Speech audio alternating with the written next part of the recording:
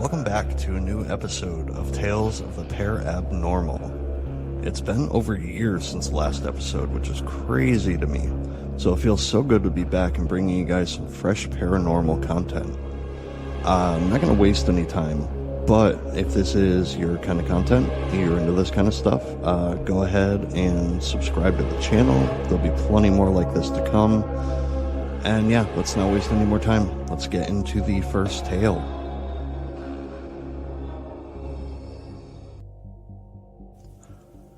It's hard to explain what happened in that old house, but I will try.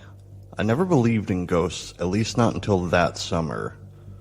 I had just moved into a small, very old house on the edge of town, a place I rented on a whim because it was very cheap.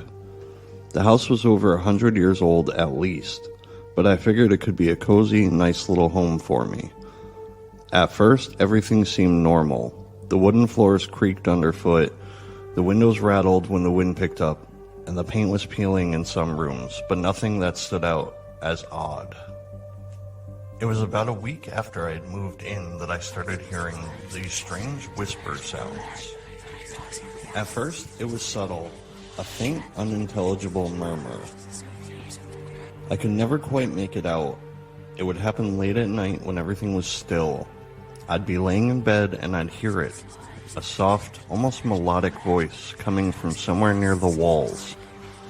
I'd tell myself it was a house settling or just old wood groaning or something like that. I would always try to ignore it, but it just kept coming night after night. One evening, I decided to investigate. It was just past midnight, and I was tired of letting my imagination run wild. I grabbed a flashlight and walked through the house, listening carefully. The sounds seemed to come from the hallway, but when I got there, everything was still. The silence felt oppressive, like the house itself was waiting for something. I checked the walls, the floors, the windows. Nothing was out of the ordinary. But as I turned to leave, I heard it again. A low, almost imperceptible voice coming from behind the wall near the staircase. I froze in fear. "Who's there?" I called out, my voice shaking more than I wanted it to. But there was no reply, only the faint, eerie sound of something scratching at the plaster. I spent the next few days trying to rationalize it. Maybe it was rats, or some sort of animal on the walls. It seemed like a plausible thing. Still, something gnawed at the back of my mind. There was a heaviness to the house now, something I couldn't quite put into words. One night, after another sleepless evening, I decided to confront whatever it was. I sat in my living room with a journal, waiting. Hours passed in complete silence until suddenly a sharp, whispering voice broke through the quiet. This time the words were clear, though. "Leave, it's not safe." I stood up, my heart was pounding at this point. I was sure I heard it this time, no mistake. I ran to the nearest light switch to turn on the lights, but the house remained dark and still. I stood frozen, staring at the walls, hoping this was all in my head. That's when I noticed something I hadn't before. On the wall near the staircase, there was a faint pattern in the paint. It looked like something had been scratched into it. My heart started to race even more. I moved closer and saw the faint, jagged lines, like something or someone had clawed at the wall. In the center, barely visible, were the words, "Get out." I felt a chill run down my spine, but the whispers had stopped after this, and the house felt empty, as if whatever presence had been there retreated into the shadows. It was very odd. I ended up breaking my lease there and moving to a new place shortly after, but I still wonder sometimes, what was that thing in the walls? Who was trying to reach out? And why was it so desperate for me to leave? I guess I'll never know for sure, but every time I hear a creak in the floor or a murmur in the wind, I think of that old house, and those voices still echo in my mind.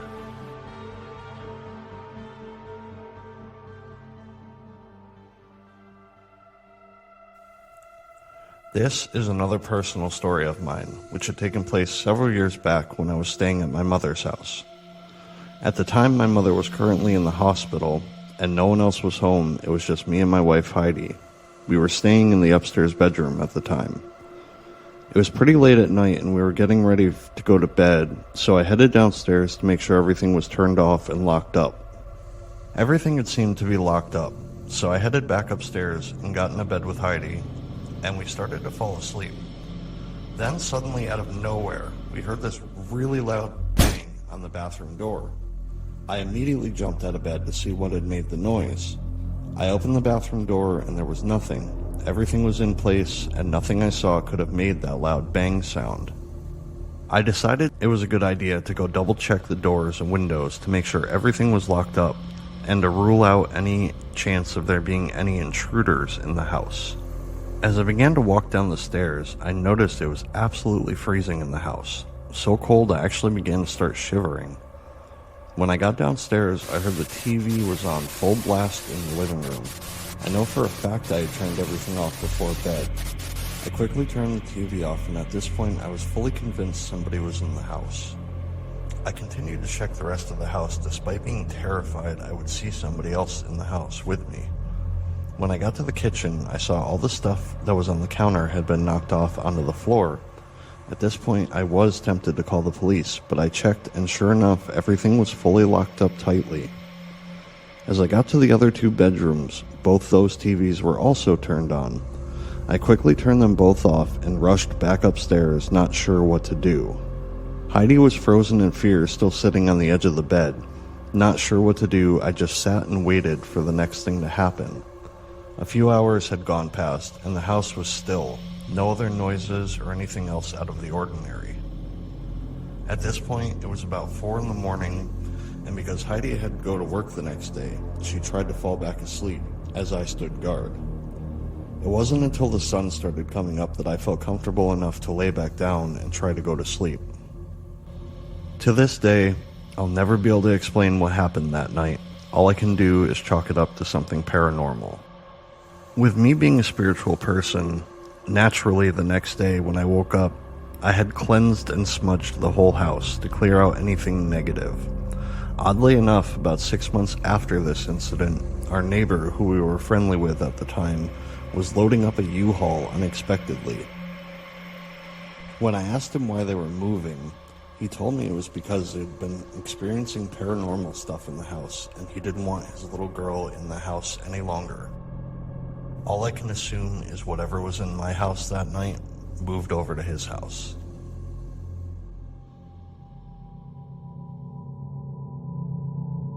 I had just moved into this house, a rental in the center of town. It had charm, wooden floors, arched doorways, and a fireplace that begged for winter nights. The landlord called it quirky, but I didn't mind. I was ready for a fresh start. The first night, everything seemed fine. The house was quiet. By the second night, I thought I heard it. Footsteps, slow, deliberate, and coming from the hallway just outside my bedroom. I froze. I stared at the door, waiting for it to open, but it didn't. The next morning, I convinced myself it was nothing. It's an old house. Surely old houses make noises, right? But every night, the footsteps returned. They always stopped just short of my door, as if somebody was standing there deciding whether or not to come in. This had continued for several nights. I just kind of assumed it was something natural. One night, I decided to stay up and see if I could catch what was making the sound. I laid in bed and waited. Surely enough, there they were. Closer and closer to my bedroom door. I had determined, though, that the noise was coming from the second floor, not my floor. I was tired of this continuing to happen. I had had enough. So finally, I got the balls together and slowly but surely went up the staircase to the second floor. I held my breath as I heard steps grow louder as I went up the stairs. Closer and closer to hear the footsteps. The hairs on the back of my neck stood up, but no one appeared. Summoning every ounce of courage I had, I finally made it to the top step. I looked around and I didn't see anyone or anything. The footsteps had stopped entirely. I stood there trembling, staring into the empty hallway. Then I noticed something odd. footsteps in the dust leading down to the end of the hallway. I stood there frozen in fear, just waiting, watching and waiting for anything to happen. Nothing ever happened. Finally, I got the nerve to go back down to my bedroom and crawl back into bed. I got absolutely no sleep that night. The footsteps had stopped for a while, but the final straw came a week later. I was sitting in the kitchen and I heard the footsteps again, but this time they didn't stop. They crossed the room behind me. I spun around and for a moment I saw it. It looked like a man in old-fashioned clothes, his face blank and expressionless. He didn't look at me, he just kept walking. I had had enough at this point. I got in touch with a friend of mine who's a spiritual healer and a shaman. They helped cleanse the house, and that was it. It was over. There was nothing left, no more footsteps, nothing ever happened beyond that. I cannot explain what happened during those events, but I can tell you right now, it surely made me a believer in the paranormal.